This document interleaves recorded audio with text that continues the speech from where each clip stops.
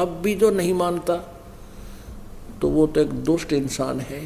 परमात्मा कबीर जी कहते हैं जानबूझ साची तो जय और करे झूठ तेरी संगत है प्रभु सोपन में भी ना दे।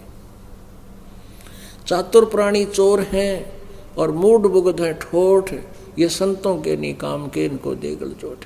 इतने प्रमाण देख के और जो नहीं मान रहे हैं वो श्रद्धालु और फिर भी उन नकली झूठे गुरुओं के ऊपर आश्रित हैं,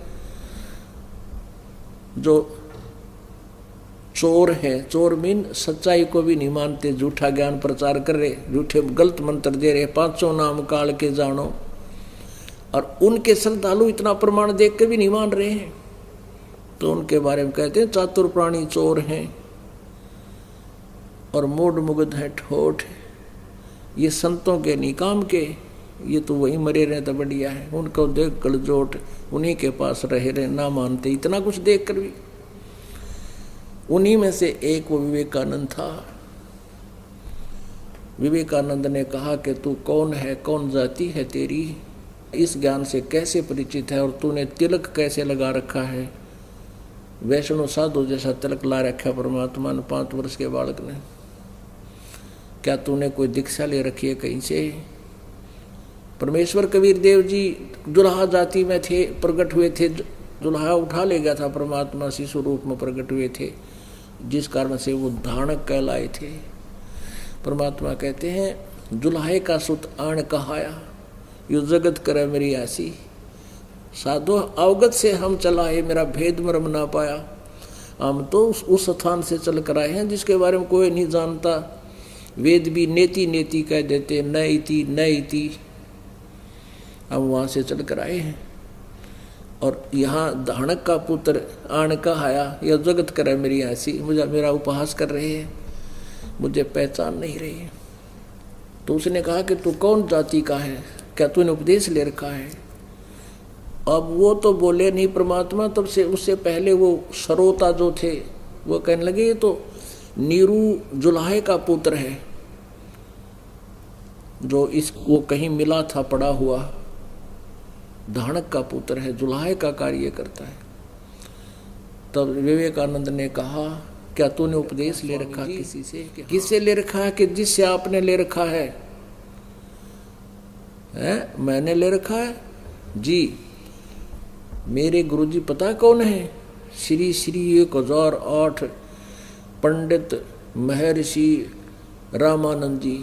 वो तुम्हारे जैसे शूद्रों को तो निकट भी नहीं आने देते। देखो रे लोगों कितना झूठा है ये है। और गुरुजी को बताऊंगा, गुरुदेव को जाकर बताऊंगा कि तूने मेरा जीना हराम कर दिया, तूने हमारे गुरुदेव की बेइज्जती कर दी। वो ब्राह्मण है, तुम शूद्र है, फलान है, पता नहीं क्या क्या बकवास करी। अब हम थोड़ा सा शॉर्ट में करते हैं। परमेश्वर कबीर देव जी ने एक लीला की।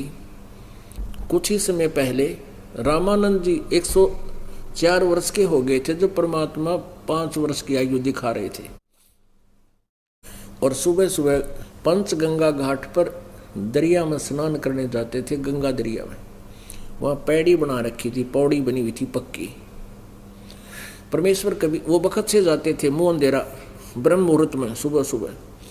परमेश्वर ने 2.5 वर्ष के बालक का रूप धारण किया, पौड़ियों में लेट गए। रामानंद जी अंधेरे में नीचे उतर रहे थे। उनकी खड़ाऊँ यानी पैर के जूता, लकड़ी की खड़ाऊँ होती थी, पैर में पहना करते थे साधु। कबीर जी का शर्म लगी, लेटे हुए बच्चे के रूप में परमात्मा बालक की तरह रोने की लीला की। रामानंद एकदम झुके ऐसे और बच्चे को कहा बेटा मेरे से गलती से लग गया, मैंने देखा नहीं। राम राम बोल, सिर पे हाथ रखा, राम राम बोल, राम नाम से सब दुख दूर होते हैं। परमात्मा चुप हो गए और उनके गले में एक कंठी थी।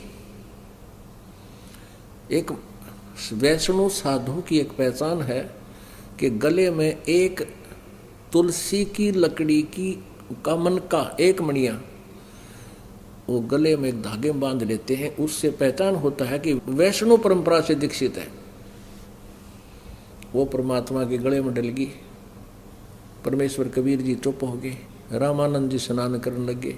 अंतर ध्यान हो गए, अपने मुंह बोले माता पिता की झोपड़ी में आ विराजमान हुए।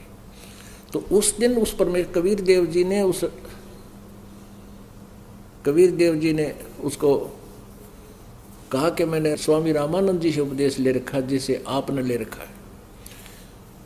तो कबीर परमात्मा जी को पकड़ के रामानंद जी के पास लाया गया। रामानंद जी अंदर अपनी कुटिया के सामने पर्दा लगा करके अंदर से बातें करता है और हजारों श्रोता दर्शक आगे बुला लिए थे उसने। उस नकली महर्षि विवेकानंद ने बुला लिए थे कि आ जाना, ये झूठा है, गुरु जी इसका डंडे मारेंगे हैं? और वो जो वास्तविकता थी वह बुला दी। वो क्या प्रश्न कर रहे थे, क्या बताना चाहते थे, वह बात खत्म कर दी कि ब्रह्मा विष्णु महेश नासवान है। अब पर्दा ला रखा था। अब रामानंद जी पर्दे के पीछे से प्रश्न करते हैं, ये दिखाने के लिए कि मैं तो शूद्रों को निकट भी नहीं जाने देता, छूता भी नहीं, दर्शन भी नहीं करता इनके, क्योंकि ऐसा ना करे तो ब्राह्मण वर्ग नाराज हो जाए, फिर उनके कोई चेले रहे को नहीं। इसलिए ड्रामाबाजी करनी घनी जरूरी होती है इनके लिए। और उस समय छुआछूत भी चरम सीमा पर थी। तो अंदर से प्रश्न किया उसने रामानंद जी ने, आडा पर्दा लाए कर रामानंद भोजनते, दास गरीब कुरंग छवि अदर ढाक कूदनते। अब गरीबदास साहिब जी जिसको परमात्मा का साक्षात्कार हुआ था, उन छुड़ानी वाले गरीबदास जी ने परमेश्वर का साक्षात्कार होने के बाद ऊपर सतलोक में परमेश्वर उनको लेकर गए, सच्चाई से परिचित कराया। उसके बाद उन्होंने परमेश्वर की महिमा आंखों देखी, वर्णित की। आडा पर्दा लाए करे रामानंद भोजनते, दास गरीब कुरंग छवि अदर ढाक कूदनते। कुटिया के अंदर आगे पर्दा लाकर बाहर परमेश्वर खड़े, कबीर जी 5 वर्ष की आयु में, और रामानंद जी बूझते हर ऐसे कूदते हैं जैसे मर्ग कूद जाकर अंदर क्रोध में। कौन जात कुल पंथ है, कौन तुम्हारा नाम, दास गरीब आधीन गति ही बोलत है बलि जाऊं में। अब जैसे तुलसीदास जी ने रामायण को लाखों वर्ष के बाद दोबारा चित्रित कर लिख दिया, ऐसे एक ज्ञान योग होता है जिसकी उसकी उतनी रेंज होती है। तो उन्होंने जो भी पहले घटना घटी थी श्री राम जी के साथ, वो चलचित्र की तरह सामने चल पड़ती है राइटर के, जिसका ज्ञान योग खुल जाता है। तो परमेश्वर कबीर जी ने आदरणीय गरीबदास साहिब जी का ज्ञान योग खोल दिया, दिव्य दृष्टि ऑन कर दी। तो पिछली घटना जो भी वार्ता हुई थी वो एज इट इज आंखों देखी बता रहे हैं। रामानंद जी बोले, कौन जात कुल पंथ है, कौन तुम्हारा नाम, दास गरीब आधीन गति ही बोलत है बलि जाऊं में। गरीबदास जी कहते हैं जैसे परमात्मा होके और एक गुरु शिष्य की भूमिका निभाते हुए, और कहते इतना अधीन होकर बोलते हैं कि बलिहारी जाऊं उस परमात्मा की इस लीला पर। गरीबदास जी कहते हैं, और फिर ऐसे अधीन होकर भी नम्र भाव से परमात्मा कबीर जी कहते हैं, जात हमारी जगत गुरु परमेश्वर है पंथ, कह कबीर लिखत पड़े मेरा नाम निरंजन कंते। कि जात हमारी जगत गुरु, मैं सारी सृष्टि को ज्ञान देता हूँ, मेरे अतिरिक्त किसी के पास यथार्थ ज्ञान नहीं है। और यही वेद बताते हैं कि वो परमात्मा सतलोक के तीसरे धाम से चलकर आता है और यथार्थ ज्ञान प्रदान करता है। अब जब परमेश्वर ने अपने आप को कहा कि मैं ही परमात्मा हूँ, नाम निरंजन कंत, निरंजन ये काल से को निरंजन मानते हैं। और जात हमारी जगत गुरु, परमेश्वर है पंथ एक ईश, ये ब्रह्म है। ईश्वर ये परब्रह्म है। ईश ये ब्रह्म है, इसको सर पुरुष भी कहते हैं। ईश्वर ये परब्रह्म है, इसको अक्षर पुरुष भी कहते हैं। और परमेश्वर ये परम अक्षर ब्रह्म है, ये सत्य पुरुष है, कबीर जी है। तो क्या कहते हैं, जात हमारी जगत गुरु और परमेश्वर है पंथ। जैसे कोई तो विष्णु पंथ से है, विष्णु जी का उपासक है तो उसका विष्णु पंथ, और कोई ब्रह्म तक का साधक है उसका ब्रह्म पंथ। ईश की पूजा करता है यानी ब्रह्म की, तो उसका वही मार्ग है। तो कहते हैं मेरा परमेश्वर है पंथ, मैं उस परमेश्वर परमात्मा पूर्ण ब्रह्म वाला मार्ग है हमारा। अब रामानंद जी बड़ा दुखी हुआ कि परमात्मा तो निराकार है और ये अपने आप को भगवान बता रहा है। रे बालक सुन दुर्बुद्धि घटमट तन आकारे, दास गरीब दर्द लग्या हो बोले सिरजनहारे। अब गरीबदास जी कहते हैं परमेश्वर ने जब अपने आप को परमेश्वर कह दिया, मैं परमेश्वर हूँ, परमात्मा हूँ, रामानंद जी का दर्द हो गया इस बात का। ने बोला रे बालक सुन दुर्बुद्धि, तेरा घटमट तन आकार, तू साकार दिखाई देता है, तेरा शरीर है, तू भगवान कैसे कहता हो, तो निराकार है और विष्णु का उपासक। हमने सभी ने ऐसे ही एक कुएं का पानी पी रखा था पहले, हमारा मोतिया बंद हो रहा था सभी के अज्ञान रूपी। कहते हैं दास गरीबदास जी कह रहे हैं उसको दुख हुआ इस बात का जब परमेश्वर ने अपने आप को सृजनहार बताया। और कैसी घटिया बातें की रामानंद जी ने, तुम मोमिन के पालवा तेरा जुल्हे के घर बासे, दास गरीब अज्ञान गति एता दृढ़ विश्वास है, मान बड़ाई छोड़े करे बोलो बालक बैन, बैन माने वचन, दास गरीब अदम मुखी एता तुम गट फैन। रामानंद जी यूँ कहा कर ना, तुम मोमन के पालवा, तुम एक मुसलमान के घर तेरा परवरिश हुई और तू अपने आप को भगवान कहता, यानी इतने निम्न सत्र की बातों पे आ गया रामानंद। और फिर कहता है मान बड़ाई छोड़कर सच्ची बता बालक, तर्क तलु से बोलते रामानंद सुरज्ञानी, दास गरीब कुजात है आखिर नीच निदान।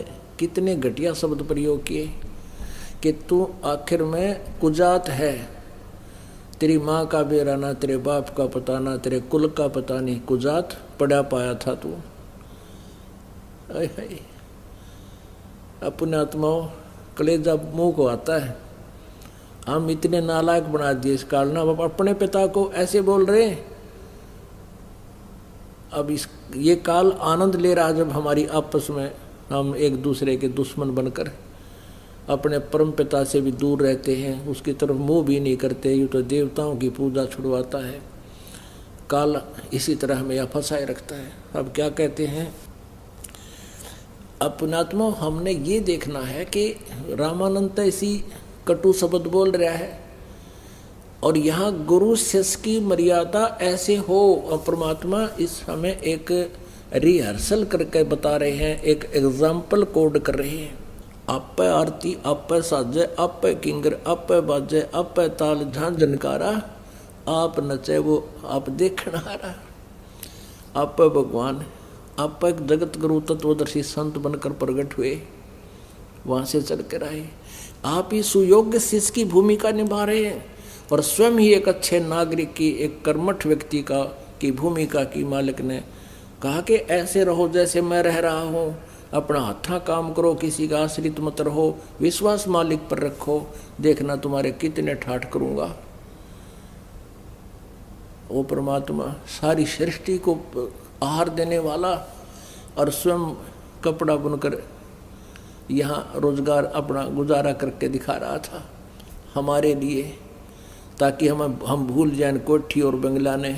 तो क्या बताते हैं कि जब आपका अंतःकरण साफ हो जाएगा फिर आपके हृदय में भगवान की चर्चा सुनकर आंखों में आंसू आया करेंगे।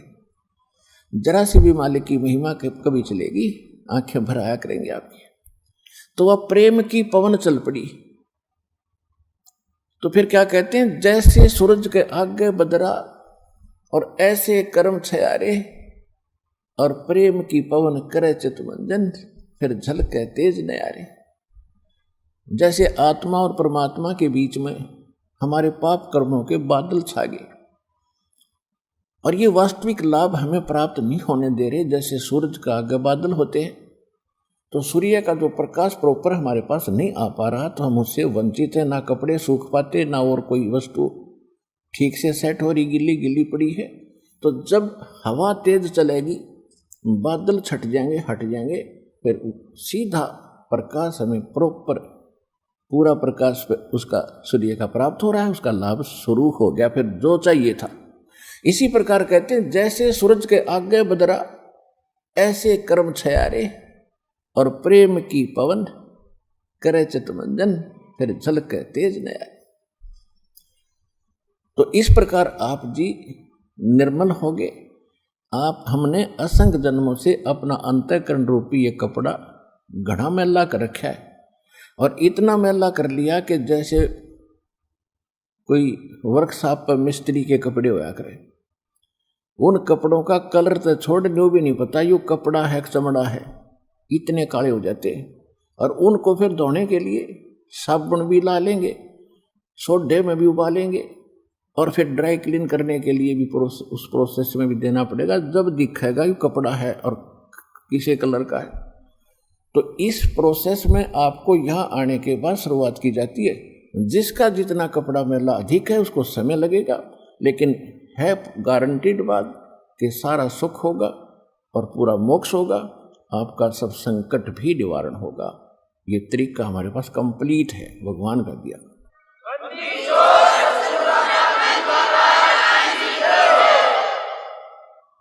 और कोई भक्त कहते हैं हम 4 बार आ लिए हैं, हमें कोई राहत मिल नहीं रही।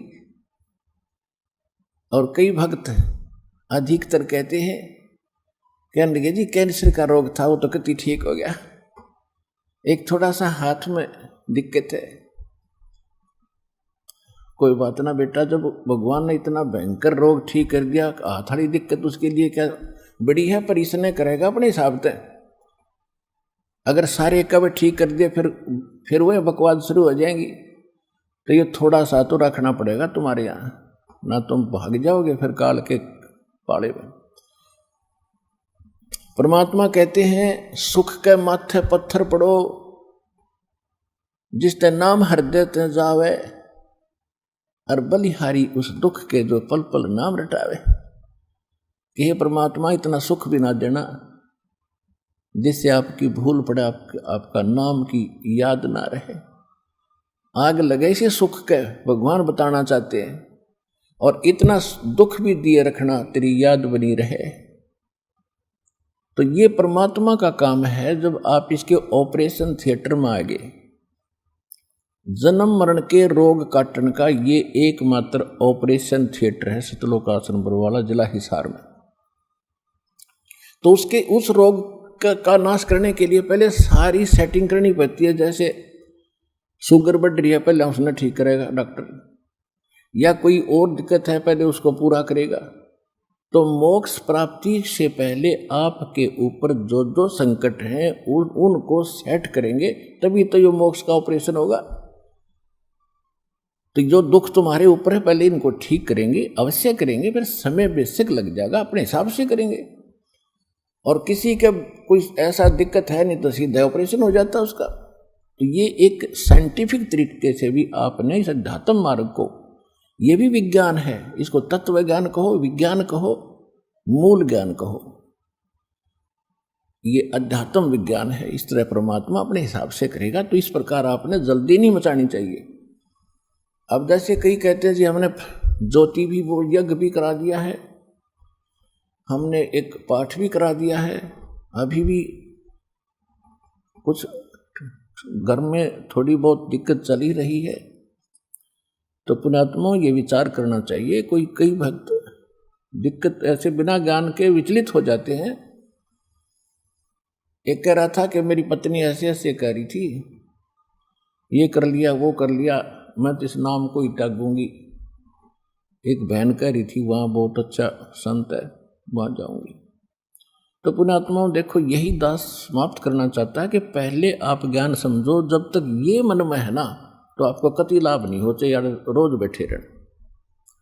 सबसे पहले एक तरफ हो जाओ कि पृथ्वी पर भगवान, इस कबीर परमात्मा जैसे भगवान नहीं, और इस सतलोक आश्रम बरवारा जिला हिसार जैसा इस दास के द्वारा दिया गया ज्ञान जैसा ज्ञान नहीं, और ऐसे भक्ति विधि नहीं पृथ्वी पे। और ये गारंटी दास आपको प्रमाणित भी कर रहा है और गारंटी दे रहा है। तो इसलिए इतना ज्ञान और इतना आपको प्रमाण दिखाने का दास का उद्देश्य है कि आप भगवान के इस मार्ग पर दृढ़ लगे रहे। और कहते हैं सत ना छोड़े सूरमा, सत छोड़े पथ जा, और सत के बांधे लक्ष्य में फेर में लग गया। परमात्मा आपकी परीक्षा लेते हैं। अगर आप थोड़े से भी डगमग हो गए तो फिर भगवान का ऑपरेशन नहीं करने दिया, आप तो उठ के भाग गए, जाओ फिर थिएटर से भाग गए तो जाओ भाई, वहां कौन करेगा। तो इस प्रकार आप जीने, बहुत डर रहना पड़ेगा। ये कोई डूम बाट के गीत नहीं, और दास कोई रोजी रोटी के लिए ये सांग नहीं जोड़ रहा। 2 रोटी भगवान ने दे रखी थी, जूनियर इंजीनियर की पोस्ट थी, civil department, irrigation department Haryana में, और अपनी मर्जी से उस पोस्ट को त्याग कर भगवान के आदेश अनुसार इस परमार्थ काम पर दास लगा है। भगवान को खूब पहचाना है, सारा ज्ञान जाना है, तब इस मार्ग पर कदम रखा दास ने। ये तो निश्चित हो जाना।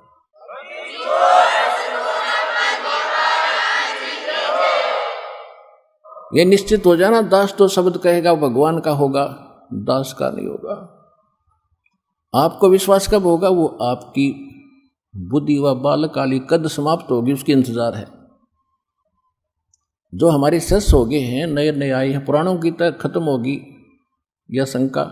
नए नए जो बच्चे हमारे बने हैं, नाद के जो बच्चे हैं हमारे, 2 प्रकार से संसार बताया है। एक तो माता पिता से बनता है, उसको बिंद कहते हैं, बिंद का परिवार। और एक नाद के बच्चे होते हैं जो गुरुजी से दीक्षा जो ले लेते हैं, तो वो गुरुजी के बेटा बेटी हो गए उस दिन से, जिस दिन उन्होंने नाम लिया उस दिन उनका जन्म है। तो आज जो पुराने बच्चे हैं, बड़े काफ़ी समय से दीक्षित हैं, वो तो सब समझ चुके हैं, वो तो निरसंशय हो चुके। जो नए बच्चे हैं, दीक्षा ले भी ली है, 1.5 साल हुआ है, ज्ञान अभी पूरा समझ में आया नहीं है, तो बालक है अभी। अब जैसे बालक कोई पेन उठा लेता है और उस पेन को उठा के अपने पिताजी से पूछता है, पापा जी ये क्या है? वो कहता है बेटा पेन है। वो कहता है कि पेन है, पेन है, वो करता करता उसने रख देता है, क्योंकि वो ना तो ये भी उसकी बुद्धि इतनी नहीं कह सोचता कि पिताजी से जो पूछ रहा हूँ ये गलत बता रहा है। इतनी उसकी बुद्धि काम नहीं कर रही पिताजी कह क्या रहे हैं। वो ए करता, ना तो वो नकारता है कि पिताजी गलत बोल रहे हैं, और ना उसका समझ मारी वो कह रहे हो क्या चीज है, इसने पेन कह रहे हैं। तो जब वो बच्चा थोड़ा सा बड़ा हो जाता है तो उसकी मिट जाती है, और फिर उसको कहते हैं बेटा वो पेन ला उठा के, बेटी भाग्या जाता है, पेन उठा के लाता है। उस दिन उसकी मिट गई। तो जिस दिन आपकी वह मिट जाएगी, उस दिन देखियो 2 हाथ भगवान के। या मिटाने के लिए इतना सत्संग और प्रमाण दिए जाते हैं।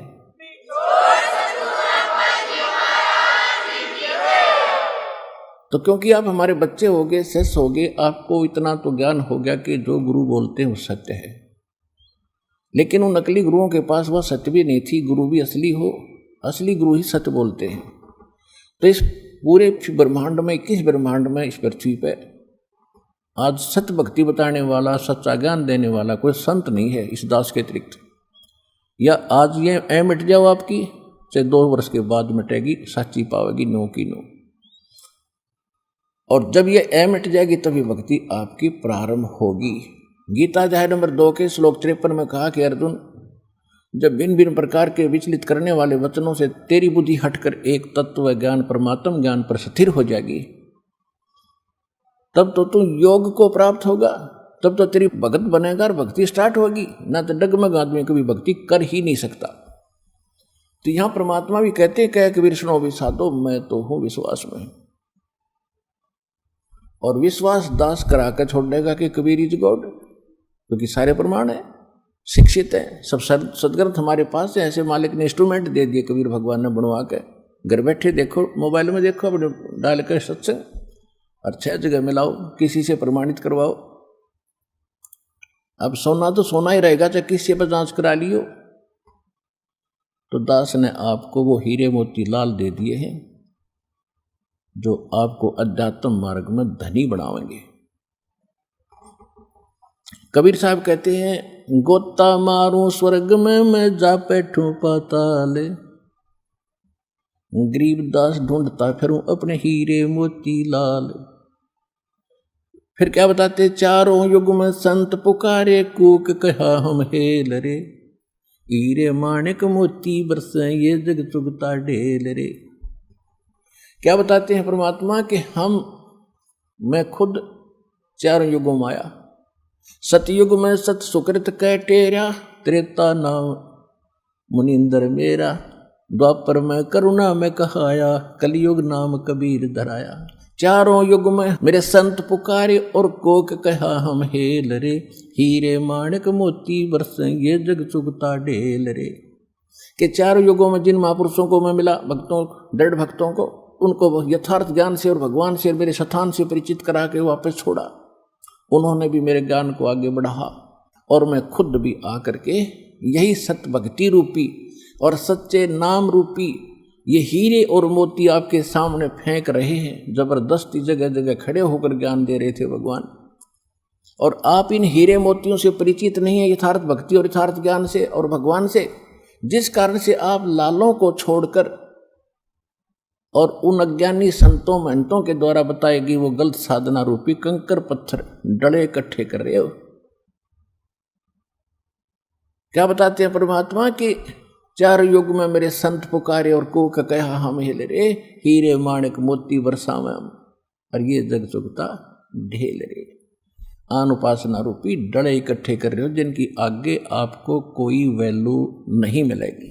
अब जैसे प्रसंग चल रहा था कि डगमग नहीं होना चाहिए,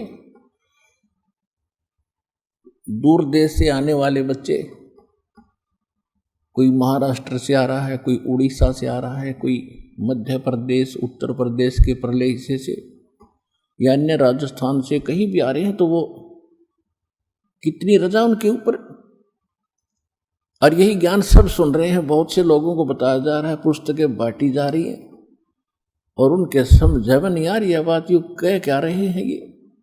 तो इसका दो कारण है। एक तो दो प्रकार के प्राणी मनुष्य जीवन प्राप्त करते हैं। एक तो पिछले संस्कारों से, पुण्य कर्मों से लगातार मनुष्य जीवन प्राप्त करते हुए आ रहे होते हैं। लगातार किसी के 10 जन्म भी हो सकते हैं, 5 भी हो सकते हैं, 2 भी हो सकते हैं, जिसे उनके पुण्य संस्कार होंगे। और एक दूसरी टाइप के ऐसे परमात्मा ने विधान बना के छोड़ रखा है कि एक मनुष्य जीवन प्रत्येक प्राणी को अवश्य मिलेगा। 84 लाख प्रकार के प्राणियों के शरीरों में धक्के खाने के बाद एक मनुष्य जीवन जरूर मिलता है। तो ऐसे मनुष्य जीवन जो एक ये टर्न वाइज मिलता है, ऐसे जो व्यक्ति मनुष्य जीवन प्राप्त हैं उनका जल्दी सी या भक्ति सेट होगी। और जो पिछले जन्मों से मनुष्य, पिछले भी जन्म में मनुष्य थे, 1-2 जन्म में, और आज भी मानव शरीर है, तो वो ही भक्ति के लिए भटक रहे हैं। चाहे कुछ थोड़ी बहुत कर रहे हैं या वैसे हृदय से मान रहे हैं, तो मनुष्य जीवन से आए हुए प्राणी हैं। तो उनमें भी संस्कारों की आपस में भिन्नता होती है। अब जैसे यही ज्ञान सबको सुनाया जा रहा है, और इस ज्ञान की शुरुआत सबसे पहले हरियाणा प्रांत से हुई। तो दुर्भाग्य यहाँ के लोगों का कि कुछ दुष्ट लोगों ने ऐसा कुप्रचार कर दिया हमारे आश्रम का। किस लिए कर दिया कि उनके अज्ञान का पर्दाफाश कर दिया, और उन आचार्यों और उन धर्म गुरुओं ने सोचा कि तुम्हारी दुकान बंद होंगी। जयराम पाल का ज्ञान ऊपर आ गया था, तो उन्होंने अपने स्वार्थवश अपना बैठा भगवान का विरोध करके अपने कर्म बिगाड़े, साथ में ही क्षेत्र का नाश कर दिया। अब ये इनको इतना दूर कर दिया कि ये सभी का हुआ फिट बैठ की क्यों न जो कहा वह सच्ची होगी, और आपके ऊपर कहाँ रजा हुई दाता की, और कहाँ से आ रहे हो। तो इसमें एक ही घर में 4 सदस्य हैं और 2 ने नाम ले लिया और 2 ना मानते, कितना समझा लो कितना कह लो विरोध और कर देंगे, वो सुनते नहीं ना समझते। तो उसका कारण ये बताया परमात्मा ने कि जैसे कबीर साहब कहते हैं, जो जन मेरी शरण है ताका हूँ मैं दास, गेल गेल लाग्या फिरूं जब तक धरती आकाश। तो कभी वो पुण्यात्मा जो इस ज्ञान को समझ गए तुरंत, वो परमात्मा के पिछले जन्म के संस्कारी हैं, और ये सारा काल का लोक है। अब जन्म तो मालिक ने अपने उन बच्चों का भी किसी ना किसी के घर में तो मनुष्य जीवन तो बनाना ही है, देना ही है, संस्कार वश जैसा भी। और परमात्मा क्या लीला करता, जैसे एक कोयल होती है, कोयल मादा कोयल, वो अपना अलग घोंसला बना के अपने अंडे बच्चे उत्पन्न नहीं करती। अंडे तो उत्पन्न करती है लेकिन वो अलग से घोंसला नहीं बनाती, क्योंकि उसके अंडों को ये कौवे खा जाते हैं, छोड़ते नहीं, क्योंकि यहाँ तो ताकतवर और निर्बल को तुरंत दुख देता है। तो उसने एक सूझबूझ से काम लेना शुरू कर दिया कि वो क्या करती है, मादा जो कौवी होती है, वो जब मादा कौवी जब बच्चे अंडे दे उत्पन्न कर देती है अपने घोंसले में, और जो कोयल के भी गर्भ होता है और बच्चे होने का समय आता है, वो देखती रहती है कहाँ कहाँ किस कौवी ने अंडे दे रखे। जब कौवी कहीं बाहर जाती है अपना आहार करने के लिए, तो पीछे से वो कोयल मादा उसके अंडों में भी अपने अंडे पैदा कर भाग जाती है और ध्यान रखती है, अपने वहाँ आसपास रहती है। अब वो कौवी आती है वापस, वो देखती है कि पहले 2 अंडे थे, अब 4 हो गए। वो पहचान पाती नहीं, इसलिए उनको बाहर भी नहीं डाल पाती। तो सबको ही वो परवरिश करती है, उनको ऊपर बैठ बैठ के उनको बच्चे तैयार करती है। और जब बच्चे तैयार होते हैं, कलर एक जैसा होता है, वो तब भी ना पहचान पाती कौन से मेरे कौन से दूसरी के हैं। और वो कोयल ऐसी सूझबूझ से काम करती है, वो देखती रहती है कि बच्चे थोड़े बहुत उड़ारी लेने लगे हैं। जब वो थोड़ी बहुत दूर जाते हैं वापस आते हैं, तो समझ जाती है कभी ये परफेक्ट हो गए। तो वो दूर बैठ कर थोड़ी सी दूरी पर वृक्ष पे अपनी बोली बोलती है, कुहू कुहू। अब जो कोयल वाले बच्चे होते हैं, उनको वो खटकती है, उससे अट्रैक्ट होते हैं, आकर्षित होते हैं, वो एक से देखते हैं, और फिर वो अच्छी जोर से बोलती है तो वो उड़कर उस आवाज की तरफ चल पड़ते हैं। और कौवे वाले वहीं रह जाते हैं, उनके उस वाणी का असर भी नहीं होता। तो जब वो निकट आते हैं तो वो कोयल और आगे उड़ जाती है, कुहू कुहू करती हुई, तो उनको दूर निकाल ले जाती है। दे तो कवि उनको, फिर कवि देखती है कि वो बच्चे गए, पहले उनके पीछे भागती है, वो दूर निकल जाते हैं, उनको छोड़ देती है, फिर अपनों के पास आ जाती है, कहीं उनको कोई हानि ना पहुंचा दे, वो तो गए मेरे से बाहर कौन थे। इस प्रकार वो अपने बच्चों को पालती और प्रफुल्लित करती है। और कोयल के बच्चे अपनी माँ की बोली समझ गए, लेकिन वो कागाले नहीं समझ सके।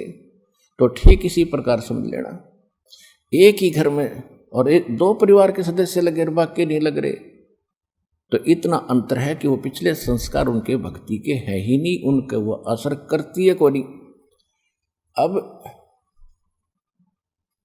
आप जितनी पुण्यात्मा यहाँ पहुँच रहे हैं, कितनी दूर जाके कौन सी आप क्या भाषा समझ में आ गई या बोली से आप अट्रैक्ट हुए, यहाँ पहुँच गए, और पहुँच गए तो खतरे से बाहर हो गया।